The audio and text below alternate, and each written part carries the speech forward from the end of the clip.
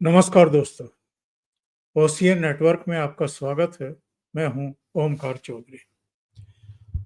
पश्चिम बंगाल में ममता बनर्जी जीती हैं, केरल में कांग्रेस जीती है, गुजरात में भारतीय जनता पार्टी और आम आदमी पार्टी एक एक सीट जीती हैं और पंजाब में लुधियाना वेस्ट वाली सीट भी आम आदमी पार्टी जीती है। दिल्ली में जो कबाड़ा हुआ था और जिस तरीके से अरविंद केजरीवाल भी अपनी सीट हार गए थे, पार्टी तो हारी ही, वो तो सत्ता से बेदखल हुए ही।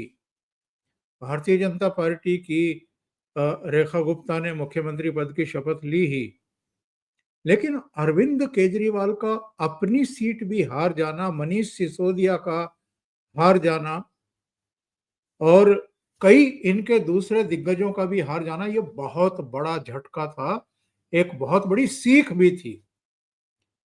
बड़बोलेपन का जवाब जनता ने दिया था और जितने हो उतने ही रहो। आपको नाली खड़ंजे वगैरह बनवाने और साफ करवाने की जिम्मेदारी दी गई, आपसे वो तो हो नहीं रहा है और आप प्रधानमंत्री बनने के सपने देख रहे हैं और रोज प्रधानमंत्री को कभी कायर कभी कुछ बताते हैं, तो जनता ने आखिर धर पटका दिल्ली में और उसके बाद से दिल्ली में दिखाई दिए नहीं हैं। कोई प्रेस कॉन्फ्रेंस नहीं, कोई रोड शो भी नहीं, कोई जनसभा भी नहीं, जनता जनार्दन से मिलने का कोई क्रम भी नहीं। दिखाई कहाँ दे रहे थे? दिखाई दे रहे थे पंजाब में। और तब तमाम तरह की चर्चाएं चल निकली। ये कि अरविंद केजरीवाल राज्यसभा में जाना चाहते हैं और इसलिए संजीव अरोड़ा को राज्यसभा सदस्य होते हुए भी विधायक का चुनाव लड़वा रहे हैं। लेकिन जब नतीजे आए, वहां से आम आदमी पार्टी जीत गई, यानी संजीव अरोड़ा जीत गए। तो लोगों ने पूछा, पत्रकारों ने पूछा अरविंद केजरीवाल से, तो केजरीवाल ने कहा कि आप लोग तो मुझे कई बार राज्यसभा भिजवा चुके, पर मैं राज्यसभा नहीं जा रहा हूं। तो कौन जा रहा है? क्योंकि संजीव अरोड़ा की सीट तो खाली होनी है। तो ऐसे में उन्होंने कहा कि जो पॉलिटिकल अफेयर्स कमेटी है हमारी आम आदमी पार्टी की, वो तय करेगी। अब ये कितना हास्यास्पद जवाब है, ये सब जानते हैं। काहे की पॉलिटिकल अफेयर्स कमेटी? सब कुछ तो अरविंद केजरीवाल तय करते हैं। जो थोड़े बहुत विरोध में सुर उठते थे, वो तो पार्टी से कभी के बाहर निकाल दिए गए। तो आज हम इसी पर चर्चा करेंगे। अरविंद केजरीवाल क्या केवल दिखाने के लिए कह रहे हैं कि मैं राज्यसभा नहीं जा रहा, या इसलिए ये बात कह रहे हैं कि वो लालची नहीं दिखना चाहते हैं? लोगों की निगाह में अब फिर से एक ऐसे नेता के तौर पर इस्टेब्लिश करना चाहते हैं अपने कैरेक्टर को, अपने अस्तित्व को, कि भाई ये हर तरह के लोभ लालच से दूर हैं। क्योंकि जो भ्रष्टाचार के गंभीर आरोप लगे हैं, और एक दो नहीं, बहुत सारे मामलों में गंभीर आरोप लगे हैं, उसके चलते इनकी छवि का बड़ा कबाड़ा हुआ है। तो मेरे साथ जुड़ रहे हैं पंजाब से ही, जालंधर से बाबा रामदास जी। तो उनसे चर्चा करते हैं। बाबा जी, बहुत स्वागत है आपका। नमस्कार। जय श्री राम, हर हर महादेव। जय श्री राम। तो ये बताइए कि वैसे तो ये खबरें आ रही थी पंजाब से कि हालत बहुत अच्छी नहीं है, एंटी इनकम्बेंसी काफी है, लोगों की नाराजगी भी काफी है, वादे भी पूरे नहीं किए इन्होंने। फिर भी 10,000 से ज्यादा के मार्जिन से आम आदमी पार्टी के प्रत्याशी का जीतना ये बताता है कि भले ही मध्यावधि चुनाव थे, पर लुधियाना वेस्ट के मतदाता तो इनके साथ ही खड़े थे। नहीं सर, एक तो ना उपचुनाव में जो सबसे इंपॉर्टेंट फैक्टर होता है कि उपचुनाव में 10 से 12-14% तक वोट कम पड़ता है मुख्य चुनाव की तुलना में। पहला है। और आम आदमी पार्टी के खिलाफ एंटी इनकम्बेंसी है बहुत बुरा हाल है। हकीकत यह है कि इनके विधायक सड़क पे उतर नहीं सकते, गांव में जा नहीं सकते, इतना जबरदस्त विरोध है।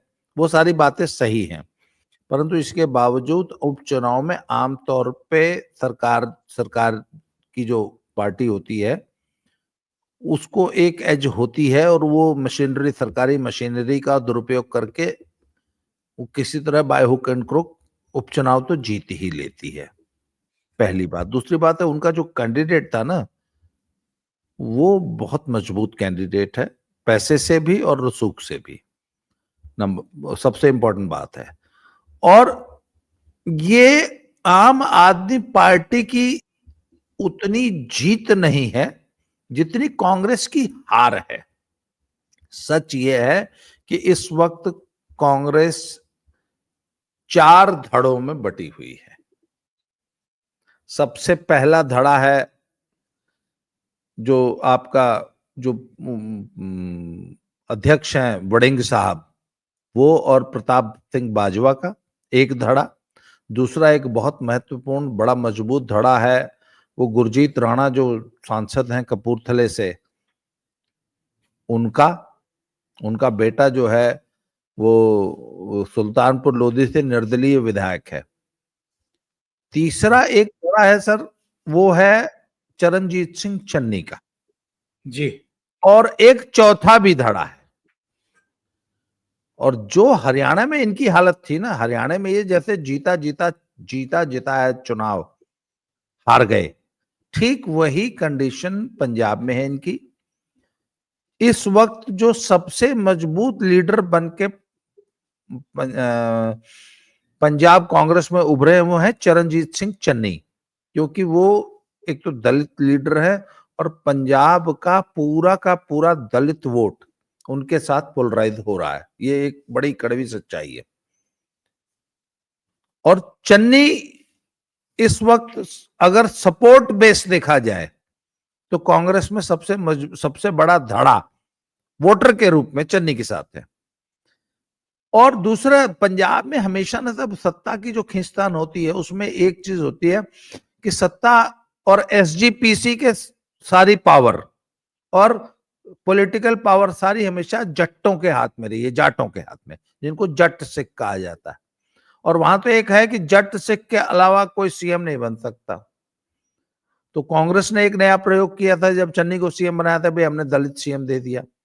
वो दलित सीएम जो देना था वो एक बहुत बड़ी संजीवनी साबित हुआ।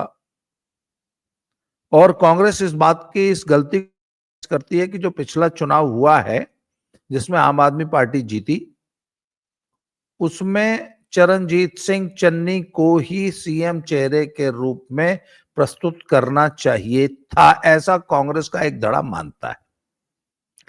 तो एक तो जट वर्सेस दलित जो खींचतान है कांग्रेस में, ये एक बहुत बड़ा फैक्टर है। इसलिए कांग्रेस तो अपनी आपसी खींचतान की वजह से हारी है लुधियाना उपचुनाव। क्यों?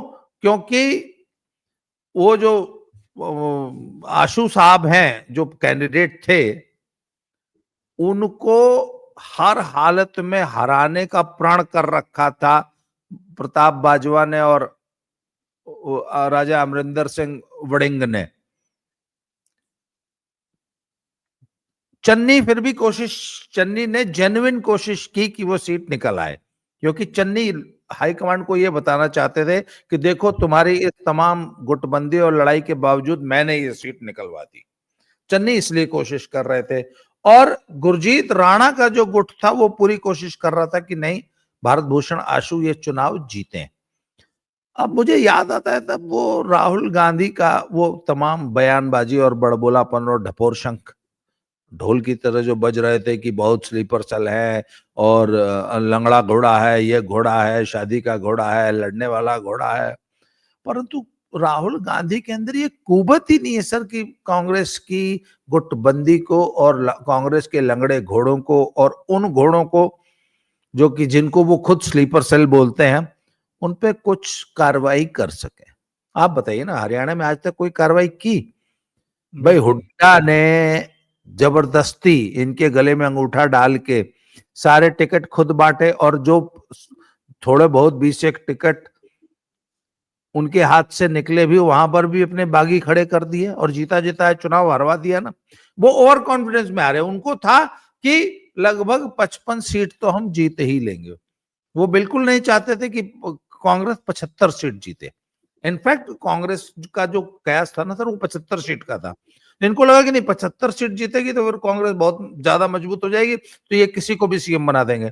तो इनको लगा कि लगभग 50-55 के आसपास सीटें जितानी चाहिए। वो थोड़ा गणित गड़बड़ा गया सर। वो सेम स्टोरी कांग्रेस की रिपीट होने जा रही है पंजाब में। हालांकि आम आदमी पार्टी का तो इतना बुरा हाल है, इतनी जबरदस्त एंटी इनकम्बेंसी है,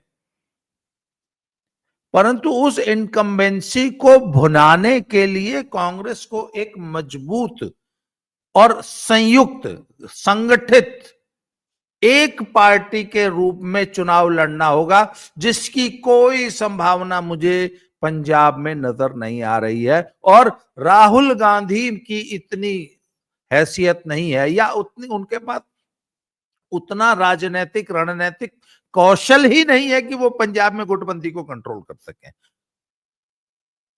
तो ये लुधियाना वेस्ट की भी हार को मैं आम आदमी पार्टी की जीत कम मानता हूं, कांग्रेस की हार मानता हूं कि वो एंटी इनकम्बेंसी को भुना नहीं पाई।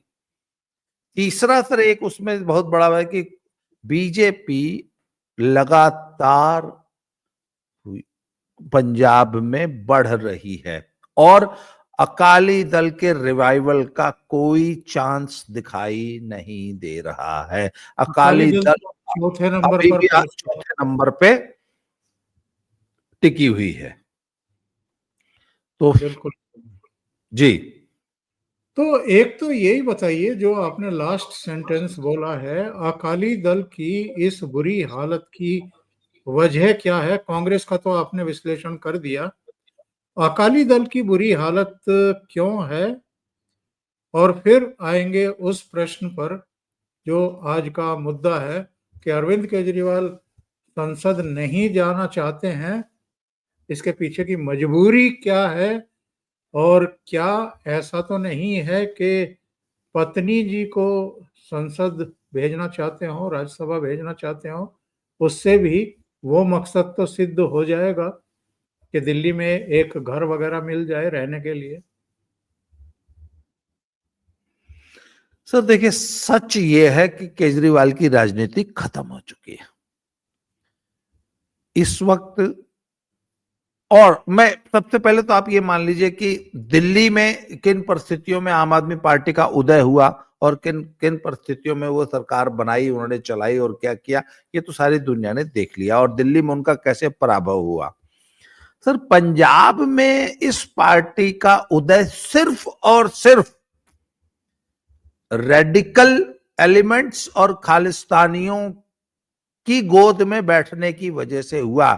पंजाब में इनके लिए वोट का इंतजाम खालिस्तानियों ने, कनाडा, अमेरिका, यूरोप में, ऑस्ट्रेलिया, न्यूजीलैंड में बैठे हुए खालिस्तानियों ने इनके लिए वोट का इंतजाम किया था। परंतु ये खालिस्तानियों की आशाओं पर भी खरे नहीं उतरे। खालिस्तानियों को इनसे जो अपेक्षाएं थी वो पूरी नहीं हुई, तो खालिस्तानियों ने इनको रिजेक्ट कर दिया है। सच ये, इसलिए आम आदमी पार्टी को तो पंजाब में राजनीति आप समाप्त मान लीजिए।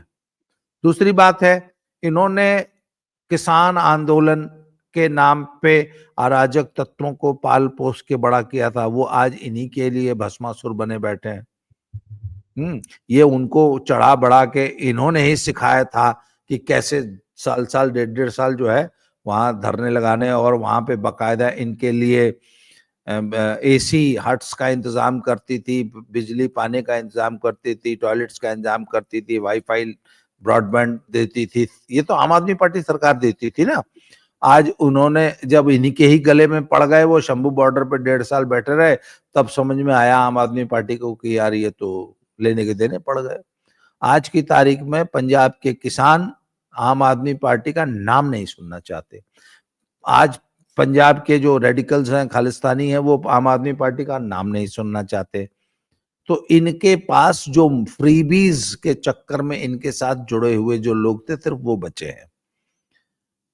और ये लुधियाना वाली सीट है ना सर, ये तो वो जो संजीव अरोड़ा है वो बहुत बड़ा पूंजीपति है, वो 1000 2000 5000 करोड़ का मालिक है। तो एक विधानसभा में सर 10 20 50 करोड़ रुपए खर्च देना उसके लिए कोई बड़ी चीज नहीं है। और उसको पता है कि भैया मुझे राजनीति करनी है मतलब उसको राज्यसभा की ही राजनीति करनी है। और वो एक चीज और जानता है, उसके जैसा कैंडिडेट सर आज आम आदमी पार्टी छोड़ के किसी भी पार्टी में चला जाएगा, कोई भी पार्टी उसको ले लेगी और सीट दे देगी, कोई भी पार्टी उसको अपनी तरफ से राज्यसभा भेज देगी, कोई भी पार्टी उसको एमपी या एमएलए का टिकट दे देगी। इसलिए सर केजरीवाल की राजनीति समाप्त हो चुकी है। और केजरीवाल की जुबान का तो कभी भरोसा था ही नहीं ना। हिंदुस्तान में किसने केजरीवाल की जुबान का भरोसा किया? एक नंबर का झूठा आदमी है। आज तो उसने अपनी कौन सी बात पे वो टिका है। कहता था बच्चों की कसम खाता हूं सरकार नहीं बनाऊंगा, जाके कांग्रेस की गोदी में बैठ गया। वो इतनी लंबी लिस्ट पढ़ता था, ये फलाने लोग करप्ट है, उन्हीं के साथ मंच पे हाथ उठा के लालू प्रसाद के साथ खड़ा था, मुलायम के साथ खड़ा था, शरद पवार के साथ खड़ा था। जिन लोगों को जिनके खिलाफ वो है गधा गाड़ी में भर के प्रूफ लेके चलता था, मेरे पास फलाने के खिलाफ इतने प्रूफ हैं, उनके साथ मंच पे तुम गलवैया डाल के खड़े थे। तो केजरीवाल की जुबान की कोई वैल्यू तो है नहीं। वो आज कह रहा है मैं राज्यसभा नहीं जाऊंगा, आप देख लीजिएगा पक्का जाएगा वो राज्यसभा। और सर ये अखबार बिछा के सोने वाले और जो बड़े भाई की शर्ट पहन के और रेनॉल्ड का पेन जेब में लगा के जो नौटंकी थी ना, that was a fancy dress. उसका असली रूप तो शीश महल के रूप में सामने आया। तो सर इनको लुटियंस दिल्ली में रहने की आदत पड़ गई है। अब ये लुटियंस दिल्ली के बिना रह नहीं पाएंगे, इसलिए इनको किसी भी कीमत पर लुटियंस दिल्ली में तो बंगला चाहिए ही चाहिए। बिल्कुल तो सही बात। जब तक राज्यसभा के इनके एक दो कैंडिडेट हैं, जैसे बलबीर सिंह सीचेवाल और हरभजन सिंह, इन दोनों के बंगलों पे इन्हीं लोगों ने कब्जा कर रखा है, मनीष सिसोदिया और अरविंद केजरीवाल ने। ठीक है, अभी कांग्रेस अभी पंजाब में एमएलए हैं, तो 2 राज्यसभा की सीटें थी इनके पास, कल को वो भी नहीं रहेंगे, आप देख लीजिए। ये इस मनीष बार जब इनका सिसोदिया 6 का साल का मनीष सिसोदिया का बयान मैं देख रहा था, बड़े उछल रहे हैं क्योंकि पंजाब के प्रभारी बनाए गए थे वो जब बाहर आए थे, तो वो कह रहे हैं कि ये सेमीफाइनल था, 2027 में फाइनल होगा। और ये संकेत हैं कि 2027 में क्या होने वाला है। सर एक तो पहली बात तो 5 सीटें 5 सीटों पे चुनाव हुआ। आम आदमी पार्टी की दोनों सीटें जो वो जीते हैं वो ऑलरेडी उनके साथ थी। वो जो गुजरात वाली सीट थी, वो जूनागढ़ की पड़ती है सीट, उस जूनागढ़ की सीट वो तो हमेशा से कांग्रेस का और आम आदमी पार्टी या एंटी बीजेपी पार्टियों का गढ़ रही है। वो जो सीट है विसावदार या क्या ऐसा ही कुछ उसका नाम है। और इसी तरह लुधियाना वेस्ट भी पहले आम आदमी पार्टी के पास थी। उसके अलावा जो वो केरल वाली सीट है वो पहले लेफ्ट के पास थी, वो कांग्रेस के पास चली गई है। टीएमसी वाली सीट टीएमसी के पास रही, जो एक भाजपा की सीट थी वो भाजपा ने अपनी जीत ली है। इसलिए इसको ये कहना कि साहब एनडीए भारी पड़ा, ये सब फालतू की बातें। वो ये जितनी भी सीटें थी वो विपक्ष की ही सीटें थी, विपक्ष के पास है, कोई स्टेटस चेंज नहीं हुआ है। और सर जहां तक 2027 के सेमीफाइनल की बात है, देखिए पंजाब में जो अभी माहौल है वो कांग्रेस के लिए परीक्षा की घड़ी है। कांग्रेस एंड आम आदमी पार्टी के खिलाफ उपजी एंटी इनकम्बेंसी को भुना पाती है या नहीं, पहला। और दूसरा, एक चीज और नोट कीजिए, पंजाब में एक चर्चा चल रही है कि हो सकता है कि बीजेपी और अकाली दल का फिर से पैक्ट हो जाए। अगर इसी चुनाव में बीजेपी और अकाली दल मिल गए होते इसी चुनाव में, तो सर ये लुधियाना वेस्ट की सीट बीजेपी जीतती। तो बीजेपी एक बहुत बड़ी पॉलिटिकल फोर्स बन के पंजाब में उभर रही है, और 2027 में ये देखना होगा कि अगर तो बीजेपी अकेली चुनाव लड़ी फिर तो नहीं मैं कहता, परंतु यदि बीजेपी और अकाली दल या बीजेपी के साथ बीएसपी का पैक्ट, बीजेपी एक बड़ा गठबंधन भी बना सकती है जिसमें अकाली दल, बीएसपी और बीजेपी और कुछ अन्य छोटे दल भी उसमें फैक्टर होंगे। और सबसे बड़ी बात, खालिस्तानियों की जो एक नई पार्टी बनी है ना, वह भी 2027 में होगी, और वो सबसे बड़ा स्पॉइलर का काम करेगी आम आदमी पार्टी के लिए, उसको नहीं। तो देखिए 2007, अभी शायद सिसोदिया जी इस बात को भूल रहे हैं कि 2027 में 5 कोणीय चुनाव होगा। अगर अगर अकाली और बीजेपी मिल गए तब भी 4 कोणीय चुनाव होगा, और उसमें जो सबसे बड़ी लूजर होगी वो आम आदमी पार्टी होगी, सबसे बड़ी गेनर जो होगी वो बीजेपी होगी, यदि वो सचमुच बसपा और अकालियों के साथ मिलकर चुनाव लड़ती है। और एज हमेशा से कांग्रेस के पास ही रहेगी, परंतु कांग्रेस बहुत ही बुरी तरह डिवाइडेड है, आपस में बहुत बुरी तरह लड़ रहे हैं, बहुत जबरदस्त गुटबंदी है। अगर उस गुटबंदी से उबर नहीं पाई तो सर बीजेपी को एज हो जाएगी। अब ये भी अच्छा, ये भी देखना होगा कि वो जो खालिस्तानियों वाली जो पार्टी है, अमृतपाल सिंह खालसा डिब्रूगढ़ वालों की पार्टी, वो कैसी शेप लेती है। भाई पिछले लोकसभा में तो 2 सीट उन्होंने जीती है और तीसरी पे भी 2.5 लाख वोट लिया है, और वो तो कहते थे कि हमने सिर्फ 2 ही कैंडिडेट खड़े किए। अगर वो 4-6 भी कैंडिडेट खड़े करते ना सर, तो वो सभी 1.5-1.5, 2-2, 3-3 लाख वोट लेते, मैं आपको बता रहा हूं। जी जी जी अभी एक कमेंट आया है, जरा उसको स्क्रीन पर लेता हूं मैं। उपचुनाव में एनडीए को 5 में से 1 सीट। तो संजीव गोदारा जी, लोकसभा चुनाव के बाद 5 राज्य विधानसभा के चुनाव हुए हैं, जरा उसका स्कोर भी बताइए,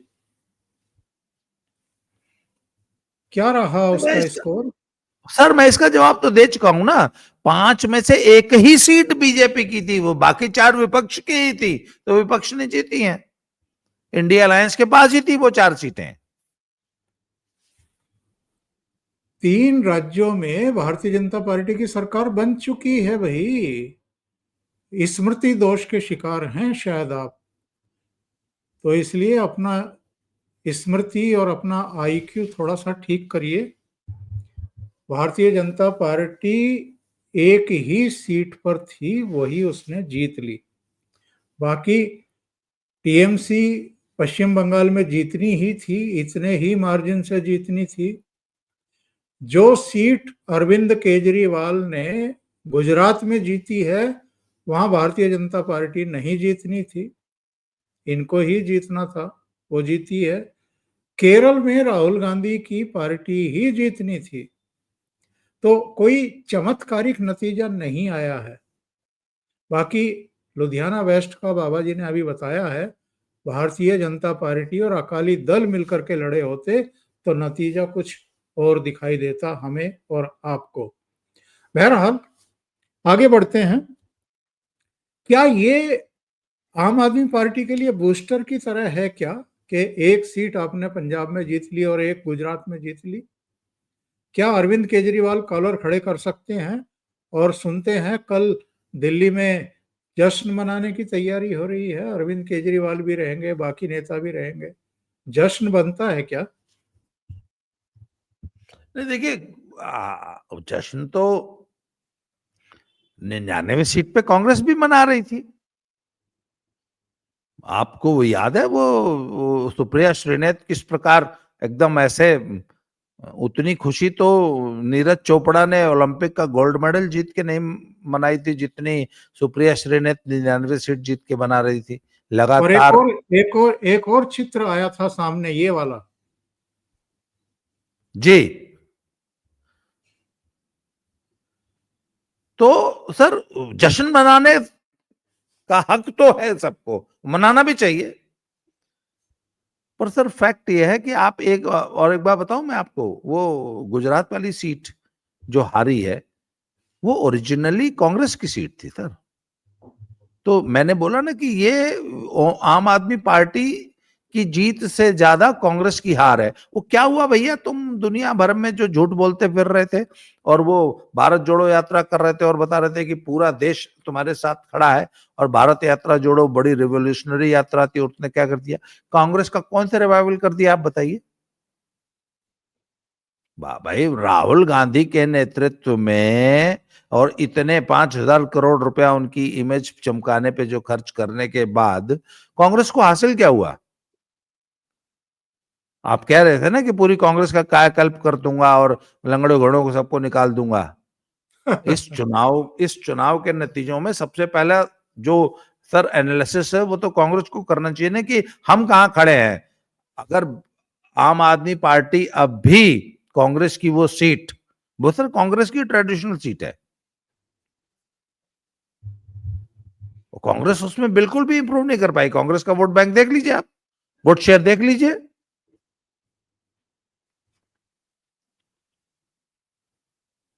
जी, तो आपको ये लगता है कि पंजाब में जो आने वाला विधानसभा चुनाव है वो आम आदमी पार्टी और कांग्रेस के बीच में रहेगा, बीजेपी त्रिकोण बनाएगी, या आम आदमी पार्टी और बीजेपी के बीच रहेगा और कांग्रेस त्रिकोण बनाएगी?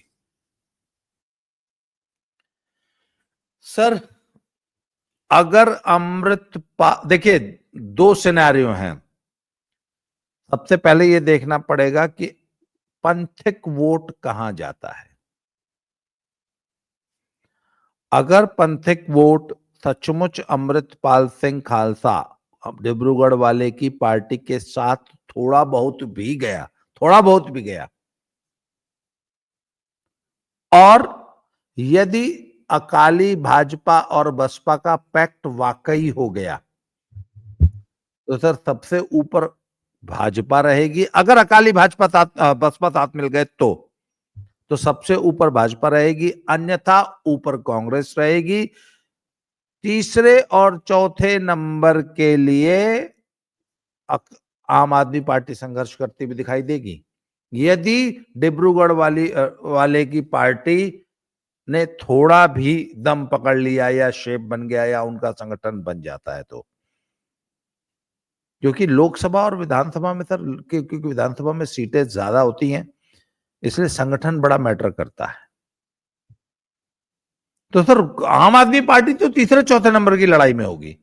मुख्य लड़ाई भाजपा और कांग्रेस के बीच में होगी 2027 में, जो अभी मुझे सिनेरियो लग रहा है। बहुत बहुत धन्यवाद बाबा रामदास जी, आप जुड़े, इतना समय निकाला और पंजाब पर बहुत महत्वपूर्ण अपडेट आपने दिया। Thank you so much. जय श्री राम, नमस्ते। हर हर महादेव। जय श्री राम।